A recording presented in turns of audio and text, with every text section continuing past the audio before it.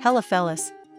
Welcome back to Top 5 Choices. Today's video I am gonna do a detailed review and pick the top 5 best vlogging camera 2022. After doing proper researches, we came to the conclusion that meets the best in terms of overall. Kindly leave a like if you find this helpful, and I'd appreciate if you subscribe to my channel and turn on post notifications if you haven't.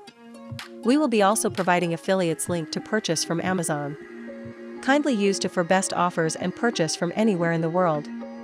We'll be back with more videos.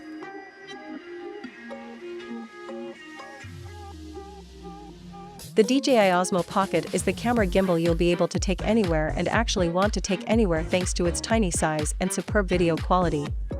Its 4K 60 FPS capable camera and wand-shaped gimbal handle is no bigger than a fun-size candy bar. It measures 121.9 x 36.9 x 28.6 mm and weighs 116 g, about half the length and width an iPhone 11 Pro smartphone, though there's more than 3 times the girth and 2/3 of the weight. We were able to slip it into our jeans pockets right next to our iPhone 11 Pro Max without a problem. It's not just small, it's one-hand friendly too, with a non-slip, sweat-proof grip. That makes it easy to operate the embedded 1-inch touchscreen, which is used to cycle through modes and settings.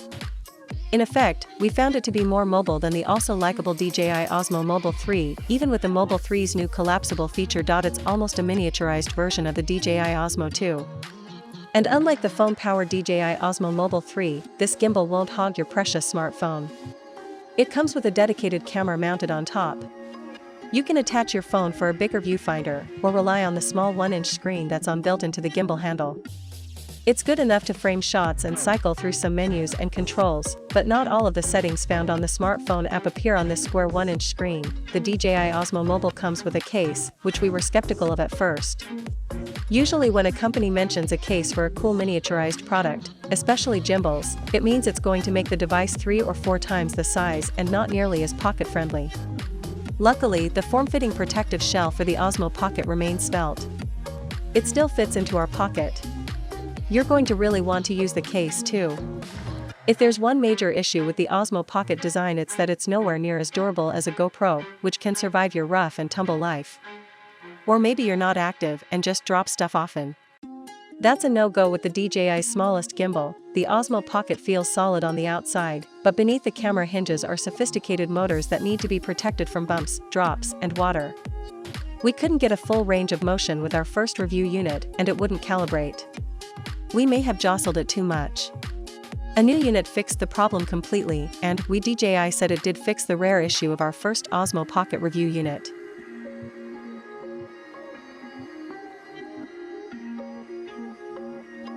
The design of the body is pretty much unchanged when you compare it to the models that sit above and below it, except for a couple of little tweaks. The Sony a6400 has the exact same height and width as the a6500, but the depth is slightly less due to the slightly rounded off-hand grip. This shouldn't be an issue if you have small hands, but after a couple of hours of shooting, we wished there was a bit more body to hold on to. This camera doesn't have weather sealing, but it is about 50 g lighter than the a6500. The Sony a6400 uses a 24.2 megapixel APS-C CMOS sensor with the same 425 PDAF points as the a6300 and a6500. Unlike those two models, the a6400 also has the same number of contrast detection autofocus points, which is how it's able to achieve a claimed autofocus speed of just 0.02 seconds. The focus points cover around 84% of the sensor area, which makes it easy to track your subject.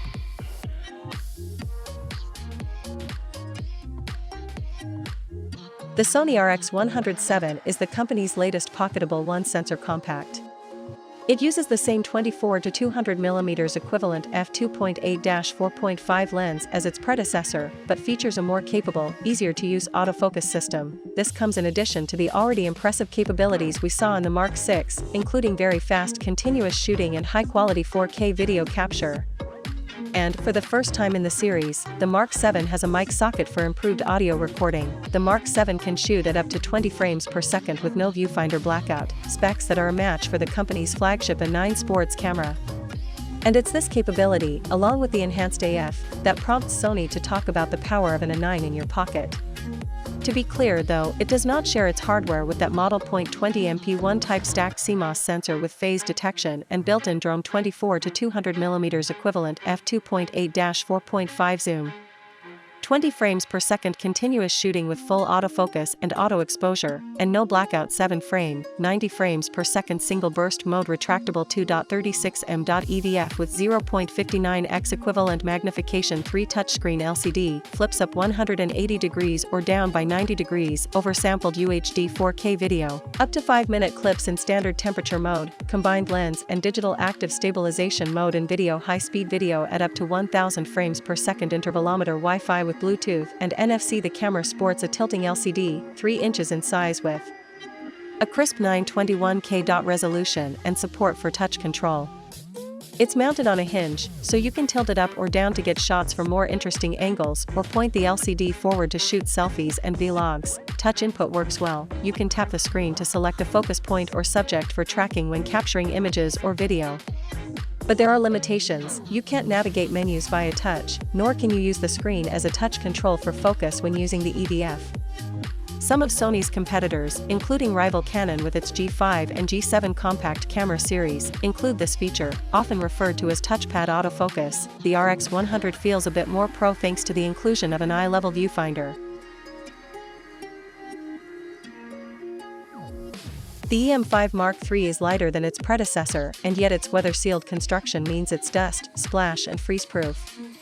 The autofocus system doesn't have the most AF points, but the 121 phase detection on sensor AF points are all cross-type and cover most of the sensor area. The EM5 Mark III certainly ticks all the boxes for action photography, offering 10 frames per second continuous shooting with the mechanical shutter, but an amazing 30 frames per second in Pro Capture mode with focus locked on the first frame, or 15 frames per second with continuous AF. This doesn't quite match the 60 frames per second Pro Capture mode on the EM1 Mark II, but it's mighty impressive nonetheless. What makes this Pro Capture mode especially interesting is that it starts buffering images as soon as you have pressed the shutter release, then saves these 14 buffered shots and a further 85, Olympus says, when you press the shutter release the rest of the way. It gives the uncanny impression of capturing action that starts before you've even pressed the shutter button. Olympus says all parts have been miniaturized in this new camera to produce the smallest body possible. It also has a new and improved image stabilization system offering up to 5.5 EV shake compensation, or up to 6.5 EV with one of Olympus's stabilized lenses. This same stabilization system is used for shooting video, either in C4K or UHD, and in the movie mode it's supplemented by digital stabilization for even smoother footage. The EM5 Mark III's video credentials are supplemented by a special flat mode for more effective grading later on, and a socket for an external microphone. The EM5 also offers focus bracketing. You can combine images later in the Olympus Workspace image editing software and in-camera focus stacking, where the camera automatically combines 8 separate images in camera.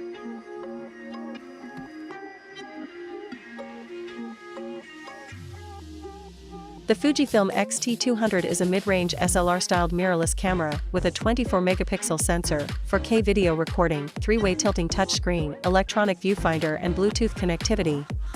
It sits above the entry-level X-A7 and below the prosumer X-T30 in the extensive Fujifilm camera range. The X-T200 features a slightly revised version of the APS-C Bayer CMOS image sensor found in the previous X-T100 model, which now uses copper wiring rather than aluminium for better performance and improved low-light sensitivity, down to -2.0 EV. Importantly, it's not the same as the X-Trans sensor that's used in Fujifilm's higher-end X-series cameras, beginning with the X-T30, which on paper at least offers better image quality. The X-T200 also employs the same hybrid AF system as the X-T100, meaning you have both contrast and phase detection AF points in play. Although the adoption of phase detection autofocus pixels across the sensor and an improved AF algorithm make for snappier autofocusing on this new version, and there's also updated phase/eye detection AF2. Other key differences between the Fuji X-T200 and the previous X-T100 are 4K 30p and Full HD 120p video recording with a new electronic stabilization mode and new HDR function, an improved 3.5-inch vari-angle touchscreen with a 16:9 ratio, and faster continuous shooting at 8 frames per second. The new Fujifilm X-T200 builds on the design blueprint of the original X-T100 model by offering most of the key features of the cheaper X-A7 camera combined with the more premium look and feel of the higher-end XT30, and subsequently it sits between those models in terms of the official price, although the street prices position it a little closer to the XT30.